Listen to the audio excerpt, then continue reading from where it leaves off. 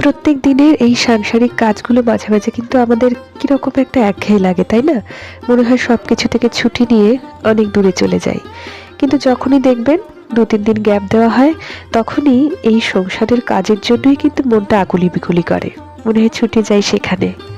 আসলে আর কিছুই নয়, এগুলো আমাদের হ্যাবিট বা অভ্যাস।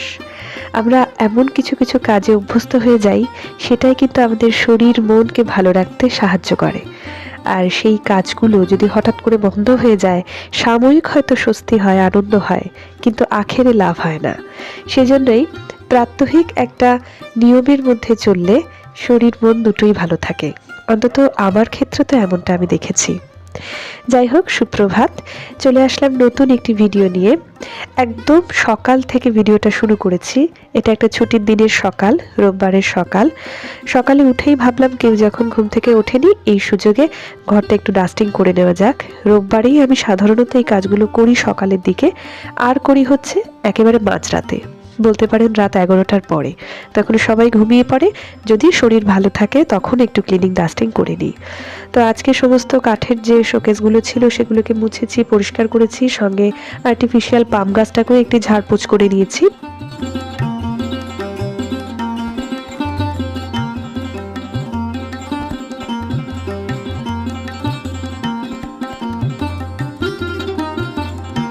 যাই হোক, এখানে এই যে সাদা বেড কভারটা দেখছেন, এটা আসলে একটা বেড কভারই। তো এটা কতটা সুন্দর লাগছে দেখতে, তাই না? সাদা বলেই বেশি ভালো লাগছে। কিন্তু আমাদের তো বাড়িতে সাদা কিছু পাতার জো নেই, কারণ আমার মেয়ে যদি হঠাৎ করেই এর উপরে শিল্পকর্ম দেখিয়ে ফেলে তাহলেই হয়ে গেল। তার ভয়ে এখন সাদা জিনিসের ওপরে আমরা ডার্ক কালারের কিছু পেতে রাখি, যাতে অন্তত কিছুটা হলেও বাঁচা যায়। তো এখানে আমার সোফাটা গোছানো হয়ে গেল। মাঝখানে অবশ্য তার পুতুলটিকে রাখতেই হলো, না হলে উঠে চেঁচাবে। তো তারপর মনে হলো সোফাটা গোছানোর পরে যে এই বর্ডারে অংশটুকু মনে হচ্ছে ধুলো ঝাড়তে ভুলে গেছিলাম, তো আরেকবার একটুখানি ঝেড়ে দিলাম। আর তারপরে চলে আসলাম এই টিভি ইউনিটে। এটা আসলে একটা শোকেস, এর মধ্যে বইপত্র রয়েছে নিচের দিকে, উপরে টিভিটা রাখা রয়েছে। টিভিটি ভীষণ ছোট, খুব একটা আমাদের দেখাও হয় না। আর সেটটপ বক্সটাই ছোট একটা কভার দিয়ে ঢাকা থাকে, এটাকেও ধুয়ে দিতে হবে। আর এখানে তো সমস্ত জিনিস, ওষুধের প্যাকেট থেকে শুরু করে রিমোট, চিরুনি সবই রয়েছে। ঘড়িটাও আমি গতকাল খুলে রেখেছিলাম। তো এই জায়গাটা একটু পরিষ্কার করে নিই। আপনারা তো বোঝেনই, সমস্ত কাজ যদি ভিডিওতে দেখানো যেত তাহলে তো আর ভিডিওটি শেষই হতো না, সিনেমা হয়ে যেত। কিন্তু সব তো দেখানো যায় না, এর মধ্যে আরও টুকটাক কত রকম যে কাজ করেছি সে তো বলার নয়। আর তারপর হঠাৎ মনে হলো সে কি উঠে গেল নাকি ঘুম থেকে, একবার দেখি। যদিও আমার মা বলেছে ঘুমন্ত শিশুকে আদর করতে নেই, কিন্তু তবু লোভ সামলানো যায় না। আর সে জেগে থাকলে তো একটু আদর করতে দেবে না, চটকাতে দেবে না, ওই আর কি। আর এখানে এই কার্পেটটা এখন পেতে নিলাম, কারণ আমার মেয়ে এই নিচে ফ্লোরে মেঝেতে অনেক সময় খেলা করে, ঠান্ডা লেগে যাওয়ার একটা চান্স রয়েছে, সেই জন্য কার্পেটটা পেতে রাখলাম, নিজেদেরও বসতে সুবিধা হয়। এই মোটামুটি ঘরটা ক্লিনিং হয়ে গেছে। দূর থেকে আপনাদের একটু দেখাই কিরকম লাগছে। আসলে আমাদের তো শহরতলিতে 2 BHK ফ্ল্যাট, তাতে জায়গা তো ভীষণ কম। তো তার মধ্যে যতটুকু গুছিয়ে রাখা যায়। আর এখানে আমি টুনি লাইটটা জ্বালিয়ে নিলাম। আমার মেয়ে পুজো চলে যাওয়ার পরেও সে টুনি লাইট খুলতে দেবে না। তো ঠিক আছে, শিশুর আবদার ছোটোখাটো এগুলো রাখাই যায়। আর এই যে দুটো ঘরের পর্দা আমি দেখালাম দরজায়, এগুলো আমি গুটিয়ে রেখে দিয়েছি, ওই একই কারণ, আমার মেয়ের কারণে। যে পর্দা ধরে ঝোলে, যে কোনো সময় অ্যাক্সিডেন্ট হতে পারে, ভেঙে পড়তে পারে, তাই গুটিয়ে রেখে দিয়েছি। আর এই টুনি লাইটটা জ্বালানোর পরে ঘরের মধ্যে একটা আলো আঁধারি ভাব চলে এসেছে। আমার কিন্তু বেশ লাগছে এই শীতের সকালে। এবার চলে আসলাম একটু নিজের জন্য চা করতে। আমাদের বাড়িতে অনেকগুলো এরকম ডাবরের শিশি মধু কেনা হয়েছিল। তারপর এই শিশিগুলো তো কাচের হয়, খুব কাজে লাগে। তো এর যে সাইডের যে স্টিকারটা, সেগুলো আমি কোনোভাবেই তুলতে পারছি না, খানিকটা খুঁটে তোলার চেষ্টা করে আরও বিদঘুটে দেখতে হয়ে গেছে।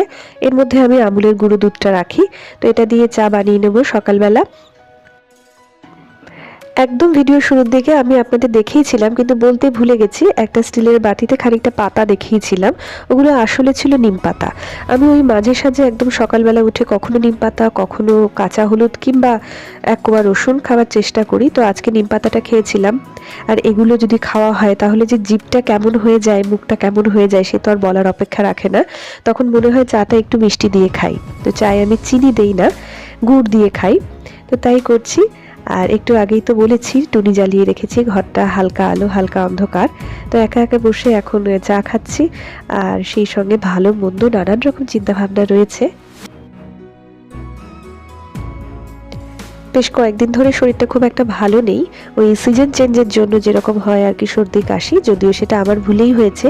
শ্যাম্পু ট্যাম্পু করে অফিসে বেরিয়ে গেছিলাম মাথায় একটা রুমাল চাপা দিয়ে আর কি, তো ঠান্ডা লাগারই কথা ছিল, লেগেছে বেশ ভালো মতো। সেই জন্য বেশ কয়েকদিন হলো ভালো করে জলের কাজ করতে পারছি না, সেগুলো সব পেন্ডিং ছিল। আজকে শরীরটা কিছুটা ভালো লাগছে, তাই সেই কাজগুলো করব। কিন্তু আমার গলাটা কীরকম লাগছে জানি না, আমার তো মনে হচ্ছে আমি এখনও নাকে নাকে কথা বলছি। আর এখানে 2-3 পিস চিকেন সেদ্ধ বসিয়ে দিয়েছি, এগুলো দিয়ে আজকে চাউমিন করা হবে, চিকেন চাউমিন।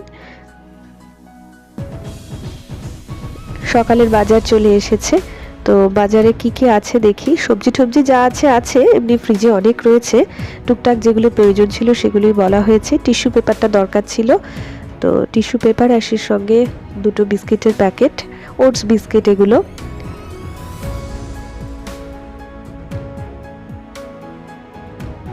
আসলে বাজার ব্যাগে আমি যেটা খুঁজছিলাম সেটা হচ্ছে দুধের প্যাকেট। আলাদা করে দুধের প্যাকেট কোথাও নেই দেখে ভাবলাম যে এর ভেতরে রাখা আছে কিনা, তারপর দেখলাম হ্যাঁ একদম নিচে পড়ে আছে।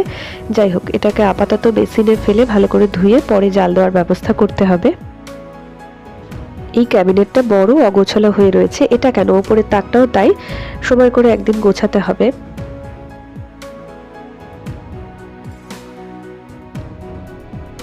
আর এখানে চিকেন চাউমিনের জন্য সব কাটা হয়েছে, আর এগুলো ফুলকপি, যদিও আমার একদম ভালো লাগে না চাউমিনে অন্তত, তবে আমার মেয়ের পছন্দে দেওয়া। আর আজকে সানডে বলে তাকে একটু দেরি করে তুললাম, এবার তাকে আদর করে বাবা বাছা বলে টেনে তোলার একটা ভীষণ কঠিন প্রচেষ্টা চলছে। যাই হোক, সে উঠেছে শেষ পর্যন্ত। তার কিছুক্ষণ পরে যাই হোক সকলের ব্রেকফাস্ট রেডি করে দেওয়া হলো, সে খেতে বসবে এবার। বাচ্চাদের যেমন দুষ্টু বুদ্ধি আর কি, যে প্লেটটার মধ্যে বেশি করে লঙ্কা দিয়েছি, গোলমরিচ গুঁড়ো দিয়েছি, সেটাই আঙুল দিয়ে দেখালো খাবে বলে। যাই হোক, বুঝিয়ে সুঝিয়ে তাকে তার নির্দিষ্ট প্লেটটা দেওয়া হয়েছে, এবার সে খাক অন্তত। জলখাবার পর্বের শেষে তাকে নিয়ে খানিকক্ষণ পড়তে বসিয়েছিলাম। এমনিতে আমি সময় পাই না, রোববারে যেটুকু সময় হয়, তাই ঘন্টাখানেক মতো তাকে সঙ্গে নিয়ে বসেছিলাম। তারপর বুঝলাম গলাটা ব্যথা করছে, একটু গরম জল নিলাম। আর সেই সঙ্গে আপনাদের এবার ডাইনিং রুমটা দেখাবো। সকালবেলা কত কষ্ট করে গুছিয়েছিলাম, আর এখন দেখুন রান্নাঘর থেকে স্ট্যান্ড এনেছে, রুমালটা কোত্থেকে জোগাড় করেছে। এবার তার সঙ্গে এই যুদ্ধ চলবে সারা দিন। আর আপনাদের কাছ থেকে এবার বিদায় চাইছি, নতুন কোনো ভিডিওতে আবার দেখা হবে।